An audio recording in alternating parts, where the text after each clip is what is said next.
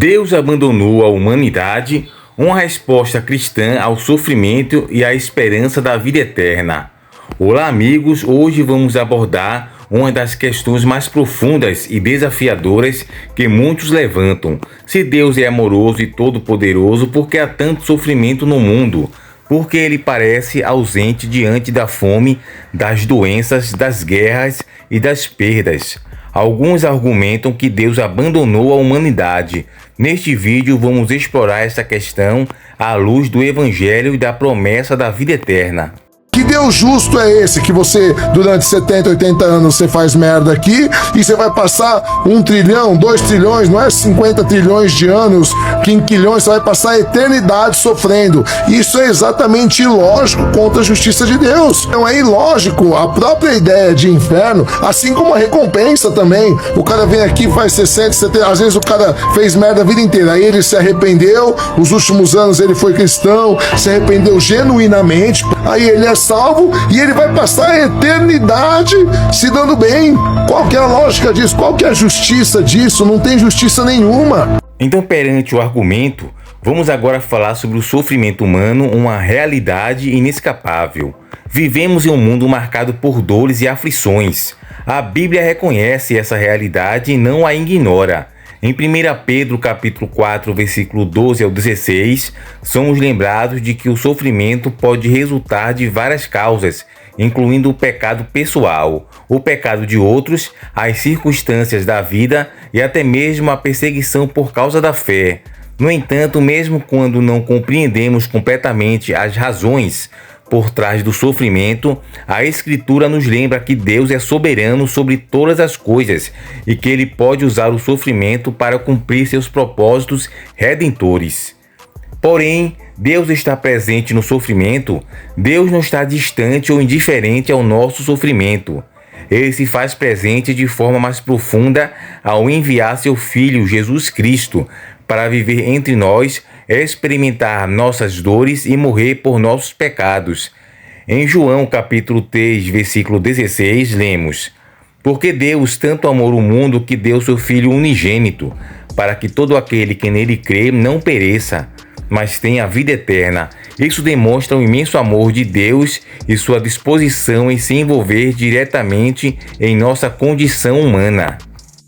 A grande questão também é que muitos ateus utilizam questões humanas de imediatismo e acrescentam isso para Deus, como por exemplo, tem o sofrimento, a fome, eles só acreditam em Deus se Deus fizer alguma atuação divina instantaneamente. Ou uma pessoa estiver doente, a pessoa orar e Deus instantaneamente, pelo fato de estar observando, já curar a pessoa.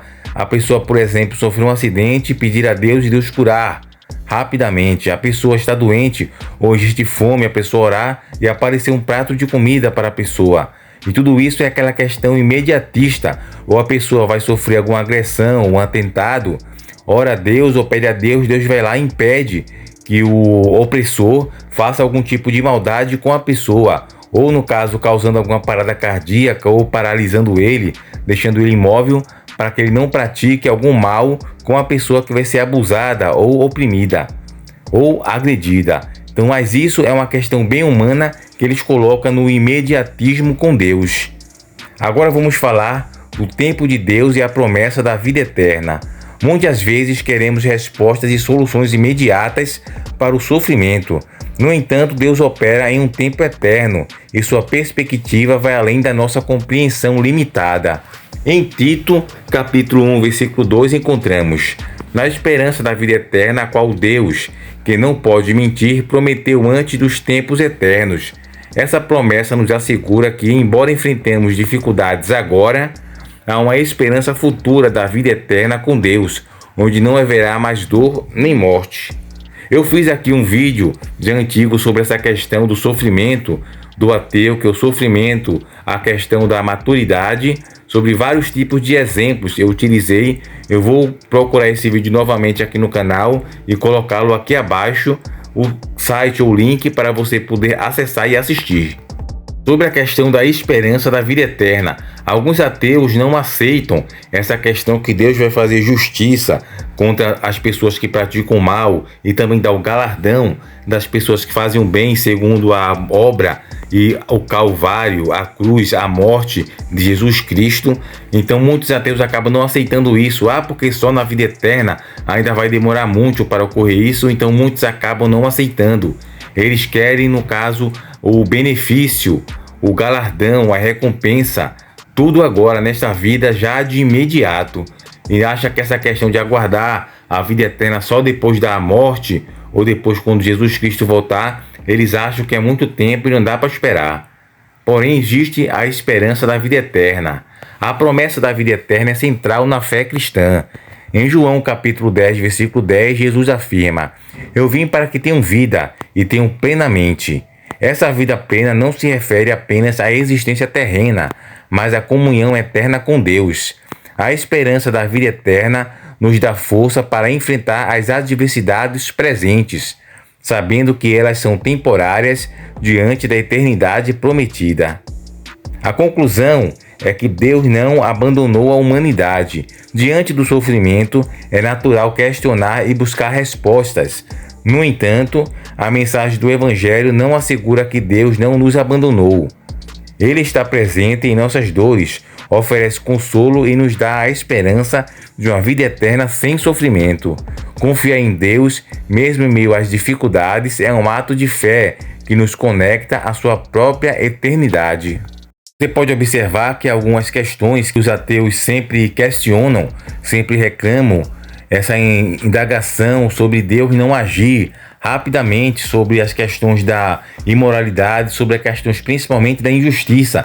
Quando alguém sofre injustiça, quando alguém é oprimido ou agredido, espancado por alguém, como um homem mais velho, adulto, mais forte, vai, no caso, agredir ou oprimir uma criança menor e Deus não faz nada, ele fica olhando. Mas no caso, tudo isso é como a gente fala, o dia do julgamento, Deus falou: ame o próximo como a si mesmo. Quem amar o próximo e obedecer a Jesus Cristo não faria esse tipo de coisa. Se todas as pessoas do mundo obedecessem o Evangelho de Jesus Cristo e seguissem as normas, o estilo de vida comportamental, o mundo não estaria assim. Porém, muita gente não quer saber de Deus, ignora e pratica o mal. E esse mal vai ter, sim, no caso, um julgamento, um juízo. Essas pessoas serão julgadas pela maldade que fazem. Porém, alguns ateus não aceitam isso e querem que a pessoa seja julgada já adiante. Isso acontece em alguns fatos, mas eles querem que Deus atue como, no caso, uma questão humana. Deus atue imediatamente sobre a pessoa que vai ser oprimida. Quando um homem vai abusar de uma criança, essa pessoa, esse homem, tem que ficar paralisado, os membros ficar imobilizados, como se fosse uma história de Chapolin Colorado, onde ele apertava aquela buzina, aquela corneta, e a pessoa ficava imóvel. E eles querem também, os ateus, que Deus age dessa maneira.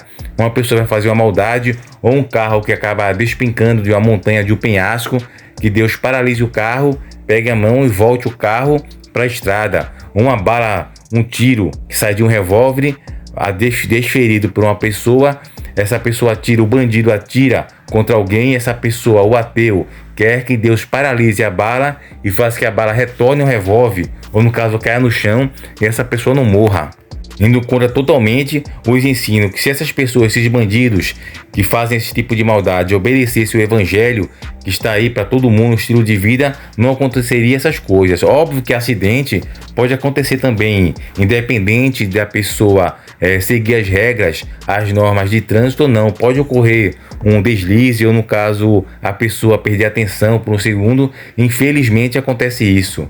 Porém, no caso, ter essa ação imediata ou imediatismo de Deus nem sempre vai ocorrer. A pessoa tem que ter maturidade para entender isso. Esperar aguardar a vida eterna, e nem sempre vai ter o imediato sobre o bandido, sobre o opressor dessas ações. Que você possa compreender esse assunto e entender. Fiquem todos com Deus e até o próximo vídeo.